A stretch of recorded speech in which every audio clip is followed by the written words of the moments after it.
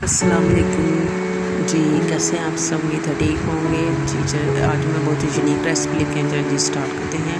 کریم لیں گے 1 کپ، بادام لیں گے، ان کو چاپ کر لیے میں نے 10 سے 12، اور کھجورے لیں گے تقریباً 6-7 لیے میں نے ان کو کٹ کر لیا، اور ہمیں چاہیے جی بریڈ کے سلائسز۔ چلیے ایک لیں گے باؤل، اس میں ایڈ کریں گے کریم۔ میں نے جی گھر کی کریم لی ہے، آپ چاہیں تو بازار کی بھی یوز کر سکتے ہیں۔ اس میں جائے گی چینی، شوگر میں نے لی ہے 2 ٹیبل اسپون، آپ اپنی مرضی کم یا زیادہ کر سکتے ہیں۔ اس میں جائے بادام اور جی جائے گی کھجورے۔ اس مکسر کو اچھی طرح سے مکس کریں گے اتنی دیر کہ جو شوگر ہے جتنے سے ڈیزولو ہو جائے۔